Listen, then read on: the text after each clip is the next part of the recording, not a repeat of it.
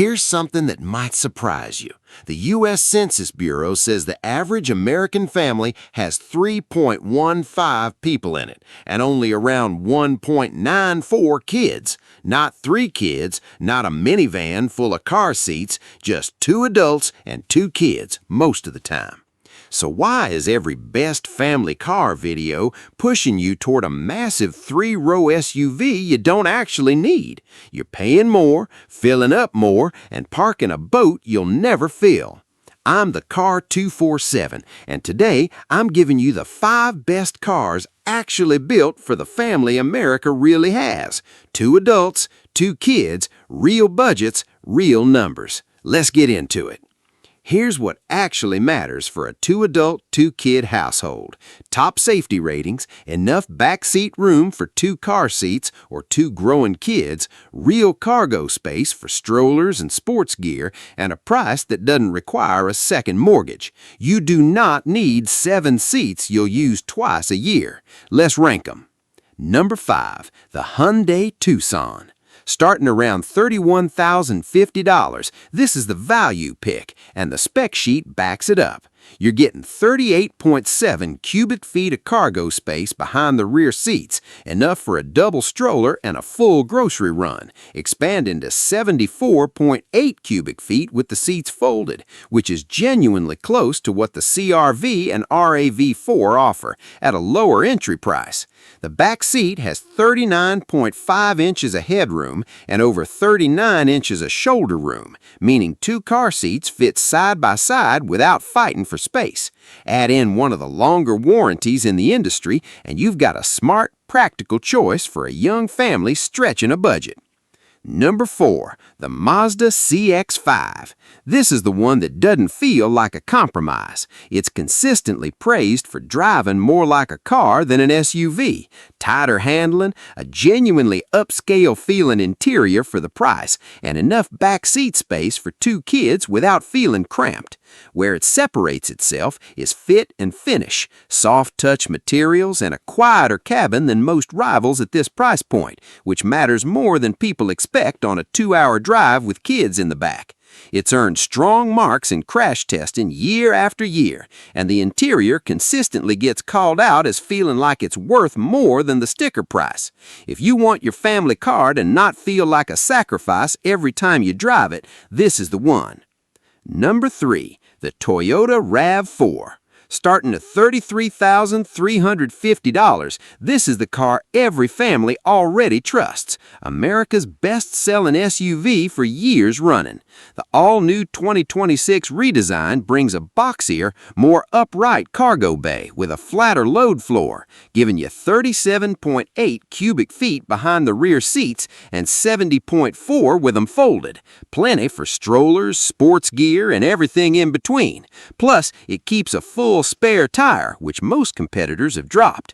Every trim comes standard with forward collision warning, automatic emergency braking with pedestrian detection, lane keep assist, and adaptive cruise control. No upgrading required for the safety tech that actually matters. And with a hybrid across the entire lineup now, you're looking at real fuel savings on daily school runs. Reliability is where it really wins. This is a car built to still be running strong well past 150,000 miles. Number 2, the Honda CR-V. Starting around $32,315, the CR-V quietly does everything slightly better in the details. It offers the largest cargo hold in this entire list, 39.3 cubic feet behind the rear seats on gas trims, expanding to a class-leading 76.5 cubic feet with the seats folded flat. Worth knowing, hybrid trims lose some of that space since the battery raises the cargo floor, dropping to around 36 cubic feet behind the seats, so if cargo room is your top priority, the gas trim is actually the better pick here, not the hybrid. The back seat offers some of the best leg room in the compact SUV class, genuinely noticeable once your kids hit that awkward, almost a teenager stage. It's also consistently rated as the segment leader for resale value, meaning when it's time to upgrade in 5 or 6 years, you'll get more of your money back than with almost any competitor. Quick pause. Comment your kids' ages below. I'm building a follow-up video specifically on car seat compatibility for each of these models, and I want to know what age groups to focus on first. And number 1, the family car that consistently punches above its weight, the Subaru Outback. Starting around $30,315, it's not quite an SUV and not quite a wagon, and that's exactly what makes it work. It sits lower than a typical SUV, 108 inches of wheelbase spread over a longer body, so loading kids into car seats is genuinely easier on your back, while still giving you real ground clearance and standard all-wheel drive for winter school runs, something none of the other 4 cars on this list offer as standard.